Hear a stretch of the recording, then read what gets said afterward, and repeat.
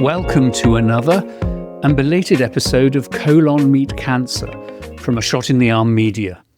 I'm Ben Plumley, and this is a sometimes regular podcast about my journey with stage 4 colorectal cancer. And it's the first episode of 2026. I was diagnosed in April or May 2025. Do you know that one of the benefits for me of doing this podcast is that it has enabled me to prevent the process of diagnoses from just a tumour to full-on stage 4 cancer from becoming a complete blur. You know, I wake up and I peer through the curtains to see the barren branches on our maple tree, and it's hard to imagine it's still not the scorching heat of August rather than the dull, damp cold of winter. Well, we do need the rain here in California. I last recorded at the end of September. Where have these months gone? Well, they've been lost to chemotherapy, which, as well as taking my hair, and as you can see if you're watching us on YouTube or Spotify, it's coming back nicely, has also disoriented my hold on what has been going on inside and around me through almost constant nausea and absolutely constant fatigue and occasional tiredness. I differentiate fatigue from tiredness, as fatigue is a background wash that determines how I feel pretty much 24 hours, 7 days a week. Tiredness is when I overexert myself, and combined with the background fatigue, sends me to bed and hopefully sleep, whatever the time of day. Perhaps worst of all, though, is an impish short-term memory loss, which makes me suddenly forget words or phrases. And that's not an insignificant side effect if you are a podcaster or chairing a meeting. Very recently, in describing to fellow meeting participants the state of the program that we were reviewing, I could not remember even a basic "this is not happening as we hoped." And after some umming and ahhing, the best I could come up with was, "Oh, it's all tits over arse." And yes, that caused a fair bit of polite and dismayed laughing. Friends from San Francisco visiting me recently let me confuse my gastroenterologist with gynecologist in a conversation for over 5 minutes. One friend, who I shall call Mrs. Peel, eventually took me by the arm and said, "Dear, I don't think you mean your gynecologist." So, getting into it, the big news is that at the end of October, my oncologist, yes, really my oncologist, gave me what to his mind and mine was terrific news.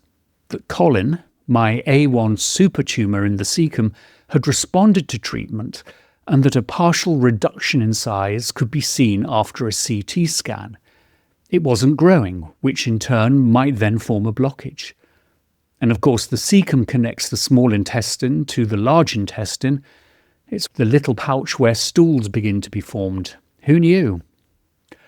I could now move to maintenance therapy after this successful period of induction therapy. I had high hopes for and limited understanding of what maintenance therapy is. Like a couple of pills I might knock back once or twice a day with limited or no side effects, and that would allow me to get back pretty much with my life. Alas, no. In this context, maintenance therapy is essentially the same course of therapy, i.e. infusion at the clinic every 2 weeks, but with the 2 killer chemos, the ones with the really awful effects removed. And let's see if I can get their names right. The evil oxaliplatin and its vile twin, irinotecan. Yes, I did it. What remains is the monoclonal antibody, bevacizumab, folinic acid, and the more traditional chemotherapy, 5-fluorouracil, or as we like to say, 5-FU. Bevacizumab and folinic acid are infused at the same time, take about 30 minutes in total, and then, as in induction therapy, The 5FU has to be infused slowly over 46 hours via a pump attached to the port above my chest, which, with the folinic acid, allows it to have maximum impact on rapidly growing cells, including cancer cells. So I don't escape the chemo bum bag, and I'm pretty much out of action for 2 or 3 days before Eric removes the pump. It is yellow. It's about the size and shape of a lemon. And so, not surprisingly, we actually call it that, the lemon. My niece Daisy gave me a yellow Lulumelon bum bag, so that matches nicely. You'll see then that even maintenance therapy is all a bit complicated. And 5FU is not without its side effects. More nausea and fatigue, not as intense as before, but still there. The other fascinating and painful side effect is teeth pain. I knew about the risks of sores to the gum, and indeed I have experienced them. But this is something a bit different, a kind of neuropathy affecting the nerves in my teeth and jaw. So it has not been plain sailing, and my expectations for an unfettered future life and career have been curtailed.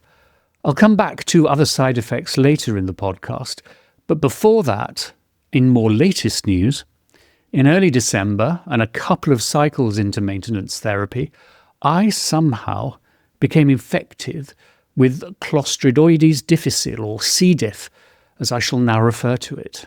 It flourishes when healthy gut flora are wiped out, as in chemotherapy, thus allowing it to overgrow. It caused me dreadful, constant diarrhea and nausea, leading to my first full vomit of this cancer journey, and I bet you're thrilled to know that. My next infusion was postponed just as I was sitting in the chair in the clinic ready to get started.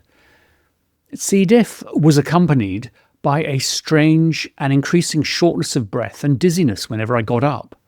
So I decided to call one of the oncology nurses to discuss my symptoms, and she immediately recommended, and that's putting it politely, that I go straight to ER, or as we say in the UK, A&E, accident and emergency. I was seen rapidly and quickly moved to my own room. I submitted both arms for blood to be removed a few times, and the results came back showing that as a result of the near constant diarrhea, I was extremely dehydrated with very low magnesium, potassium and sodium levels. At equal pace, and that pace was beginning to concern me, why was I being thrust to the front of the queue? I was given an ultrasound of my chest, which later revealed a blood clot in my left lung. Now, how on earth did I get that?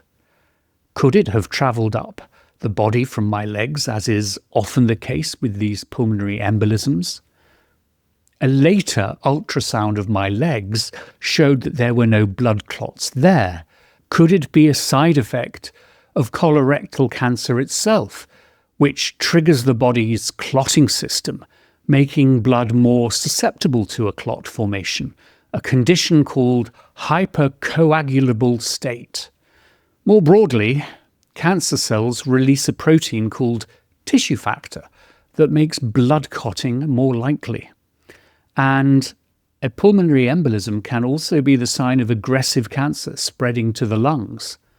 So, bottom line, there was no going home with just a pat on the back, a Strepsil, Band-Aid and a fistful of painkillers. I was instead promptly admitted to hospital. I ended up spending 2 nights in Ward 5 of one of Kaiser's Sacramento hospitals, and a couple of things of that experience stand out to me.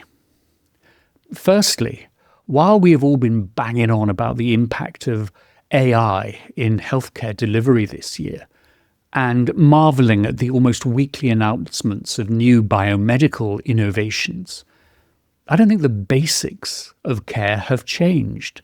And those basics are the fundamental human interaction with patients that are led by nurses. Kaiser Permanente has seen its wave of industrial action by nursing staff in California this year over wages and working conditions, But nonetheless, the nursing staff's experience and skills that I've experienced on my journey really have just been out of this world. I honestly don't think I would have made it mentally and emotionally, let alone chemically, if it had not been for the exceptional cadre of nurses at the Effusion Clinic and Ward 5. I am lucky, or not, that I've been able to read up in the published literature just what to expect biomedically. But this gives you no guidance on how to experience the biomedical, how to get through the side effects, and thereby how to hold together your mind and spirit. And the nurses and counsellor at Kaiser have been rocks, guiding me through cancer's troubled waters. Secondly, I'm also impressed, as I regularly am in urban California, with the diversity of the whole staff, the different cultural backgrounds coming together to be American, blending and weaving together a quality of care that really outperforms the unanimity, imbalance and exclusion of a monochrome society.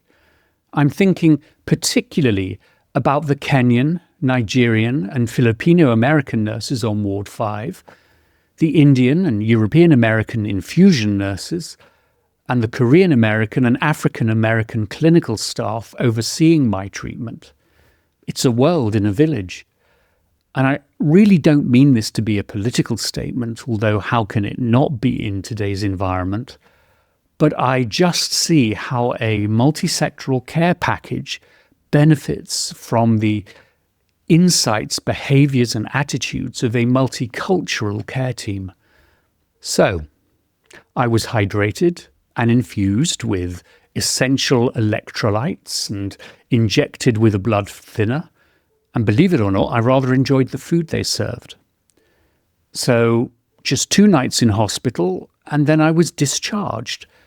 And at home, just in time for the holidays, which in my case is Christmas. Christmas.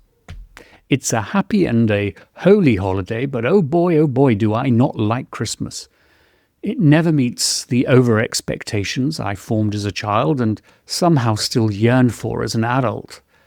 But this year, Eric and I had a small, lovely family affair. I even excelled, though I say this myself, in making a traditional British trifle, complete with bird's custard and sherry. My gift to Eric this year was a painting, a representation of the Filipino mythological serpent Bakunawa that tried to eat the moon, 7 versions of them, for each night of the week.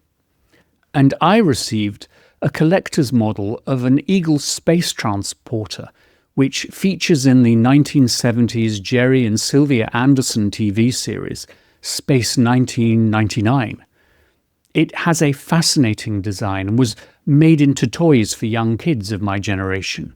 It took me back, but particularly to its structural weaknesses I had always questioned when watching the show of a Saturday morning in the school holidays. It seems like it's just held together by a crisscross of bars. How on earth would that be able to overcome the stresses of flying into and out of new worlds? Look, Plumley is a NASA engineer. What the hell do I know? But I say all of this because, to me, it was a statement that I was celebrating Christmas in the way I always have done. And that was a really good thing. But this was also a bit of a strange Christmas, with dark clouds on the horizon of our merrymaking. I suppose this must be a question everybody living with cancer asks, and especially those of us who rely on maintenance therapy to keep the tumours in check, never ever eliminating them, but containing them for as long as possible. And that question is, will this be my last Christmas? And no, I am not referring to the Wham! Evergreen holiday hit single. I came out of hospital alarmed and disoriented at being diagnosed with not only one condition, cancer, not only a second condition, C. diff, but wait, yes, a third condition, a pulmonary embolism. I have now become acutely aware of how little control I do in fact have over my body. So what else might be in store for me? How do I expect the unexpected? How do I prepare myself and my loved ones if I will not be here next Christmas? And if I am, what will be the state of my health? I've been generally surprised at how calm and positive I've been this year. Now, I don't subscribe to the "yeah, cancer sucks," but cancer suck this, you mofo school of thought in all its various manifestations. And no, I won't eliminate my cancer. I just have to get on and live with it, with the help of the qualified assistance of chemotherapy and the full-on psychosocial support that I get for the rest of my life. But I will not be defined by cancer. Sure, I'm a person living with cancer, but I'm much, much more than cancer, and that is the source of my strength. I realized sometime in November that my return to full or part-time work will be hard. That was a sobering realization. International infectious disease policy making and strategic advice with all those travel and meetings that go with it, I just don't have the energy for that. These days, my body has a good few hours in the morning, but then I'm bushwhacked, unable to do anything but lie down. Recording this podcast, for example, will knock me out for the rest of the day. And while I'm still obsessed with being part of the AIDS movement's drive to end the HIV epidemic for good, it won't be in my lifetime, and I may not be able to contribute to the good fight in the professional ways I thought I might be able to contribute to a year ago. So I think I will also try to write a series of essays. Oh, how Aldous Huxley of me, from my vantage point of what we should expect realistically in the trajectory of the AIDS and HIV epidemic this century, bar a miracle of a cure and everlasting prevention. But watch or listen to a Shot in the Arm podcast if you're interested in that. It's the start of a new year, 2026, and it's that time for resolutions. So, besides improving my trifle-making abilities, I hope for serenity and acceptance of what befalls me, with opportunities to grow with Eric, my loved ones and my family and my friends around the world. I hope for no physical pain, or at least as little physical pain as possible, and to be at peace with whatever gets thrown at me, and indeed all of us in 2026. So, here's to a happy, prosperous and life-affirming 2026. And thank you, as always, for joining me on this journey with cancer.